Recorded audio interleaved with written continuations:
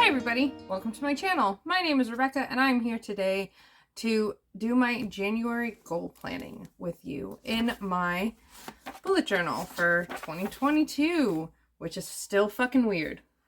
So in my January bullet journal setup and my 2022 bullet journal setup, both of which are linked up above in the cards, I talked a little bit about this. This is a new way to goal plan I'm trying, where I've taken the months of the year and I've personalized them based on my birth chart. I started personalizing things based on birth charts really a lot when I added it into my tarot readings, which I offer. There's a link down in the description box for that kind of stuff. So here's where I've got my astrological months set up. And for the month of January, because Capricorn in my chart is correlated to my 7th house, it is a month of one-on-one relating. And I'm going to be doing this every month. And it's going to be slightly varied depending on what the month's theme is. As I said, for January, the theme I'm aiming my goals towards this month, my focus for the month basically, is the 7th house and it's one-on-one relating.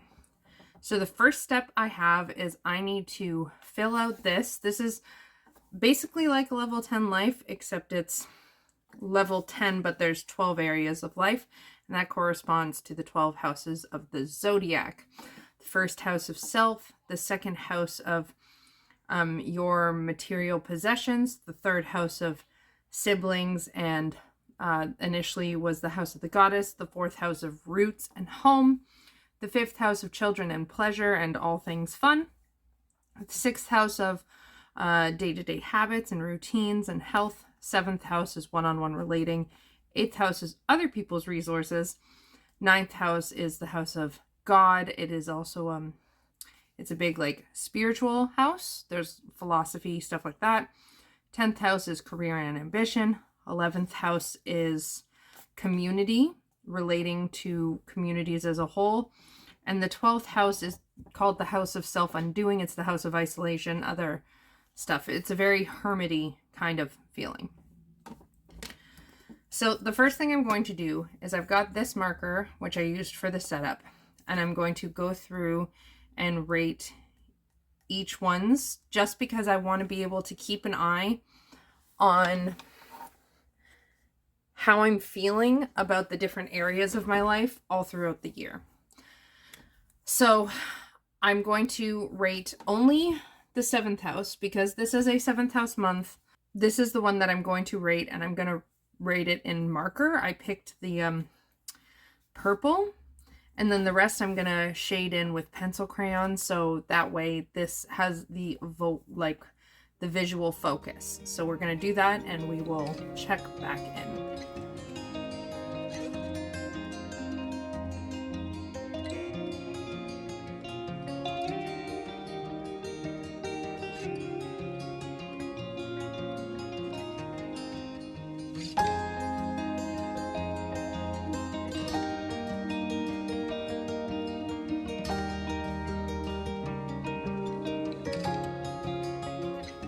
Okay, so I have filled that in. I love the way it worked. It worked pretty much just how I was hoping. I can clearly see all the levels, but this one is clearly standing out as the focal point. And it's one of my higher ranked areas of my life right now. So that's not bad, but there's lots of room to grow. So the next section I have here is just these boxes are where I want to brainstorm people that I really want to work on, how I relate to them, how our relationships are, the relationships that I really want to focus and nurture. So I'm going to skip through that and get that. I'm probably not going to like read every single name because these will be friends' names. There will be no last names, but yeah, so I mean, we shall see how this filling this part is. So I'm just gonna write down people who relationships I want to work on.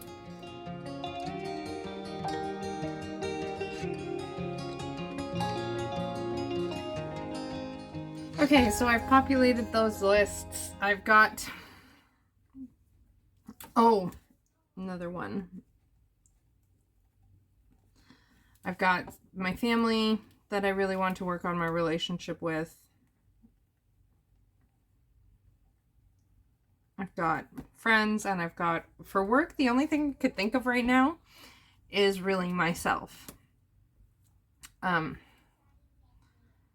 Because of course there's clients, but honestly, like, I don't quite remember why I was thinking of putting work here. Like, I know my work relationships are super important and are still in this category.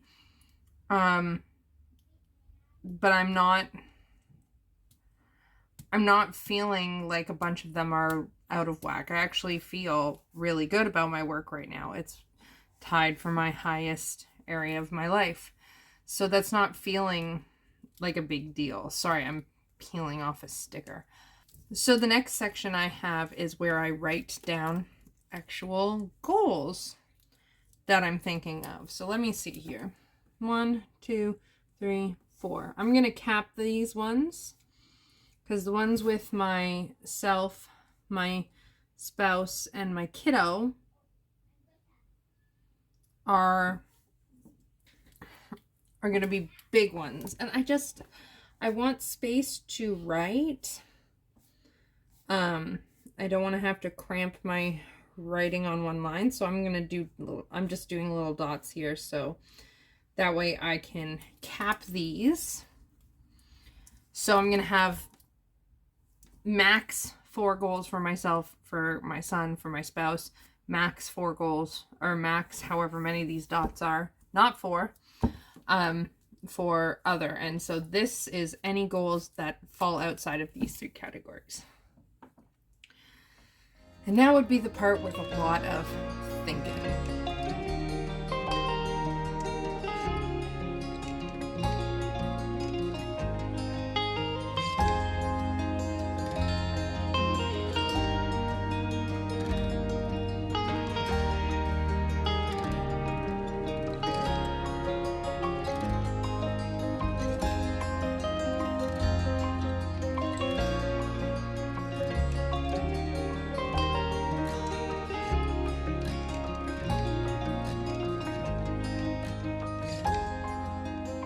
I think that's all I'm thinking of for right now, and I feel pretty good about it.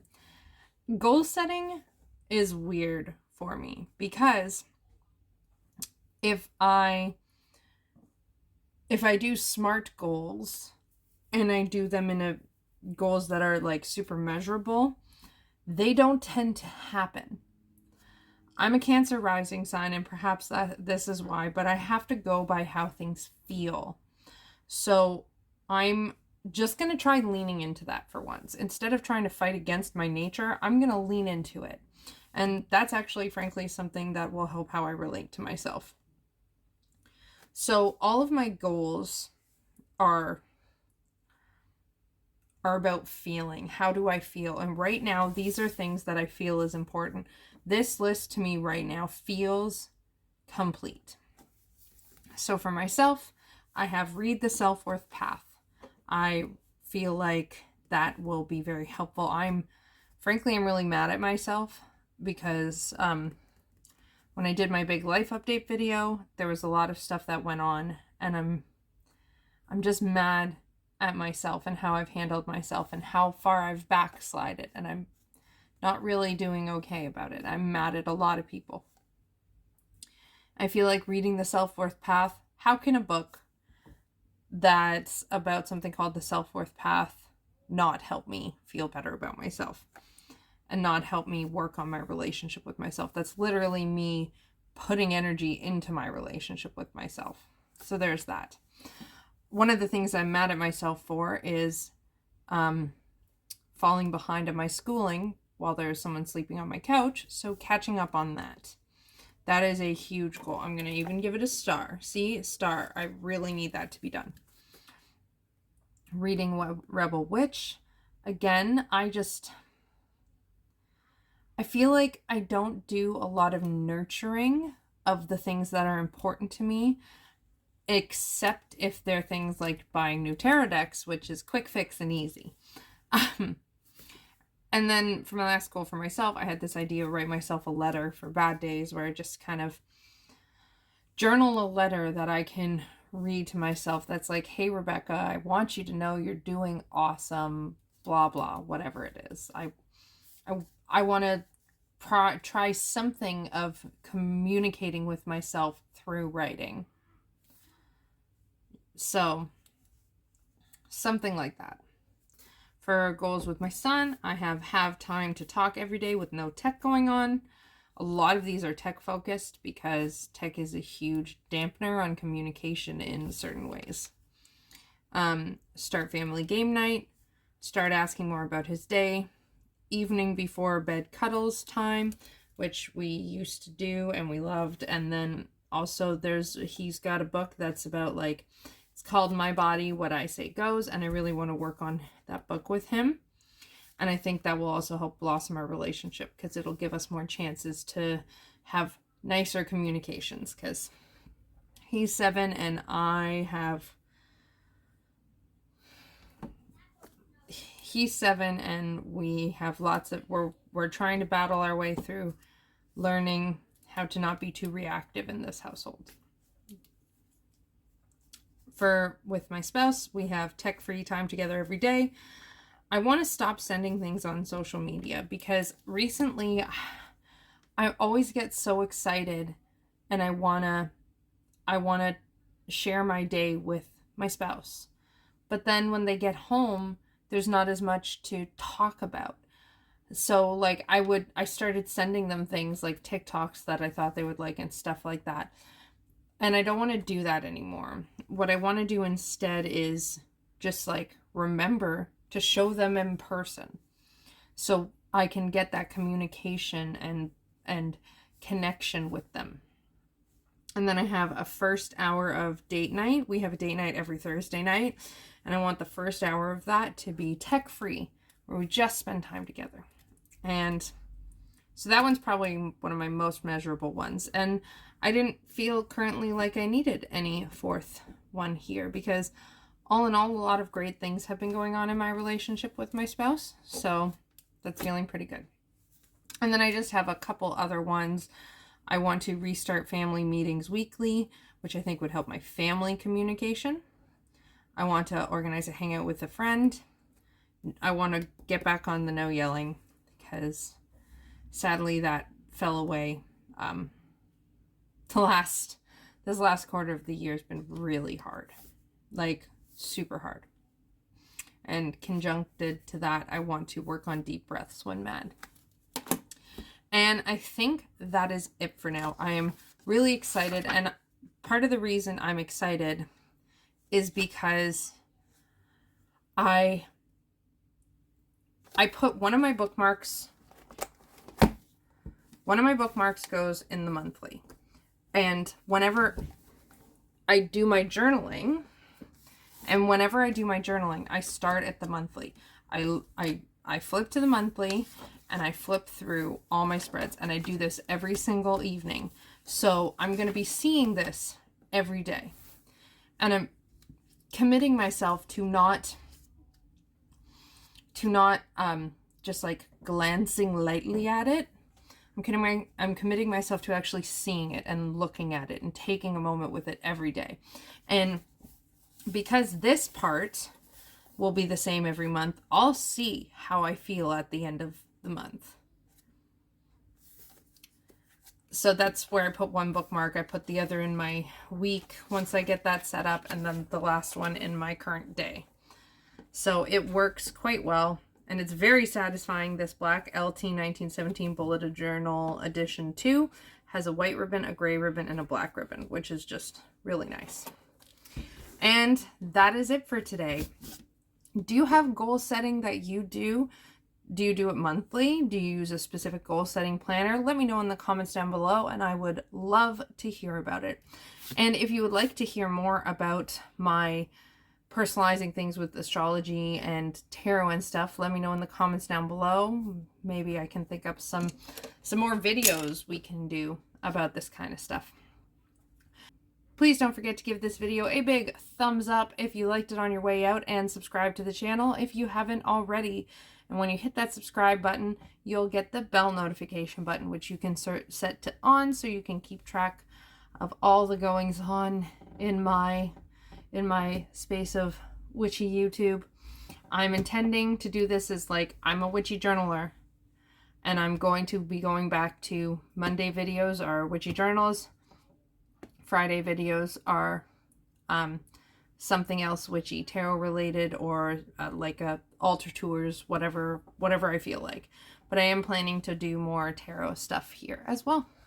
So stay tuned for that, and leave a comment to let me know how you liked it. And I will, oh, and in my description box, we have my Patreon link, which you can click on and join. We have the link for my Calendly, where I have a bunch of readings available. I make readings specifically based on astrological events that I personalize to you and your birth chart.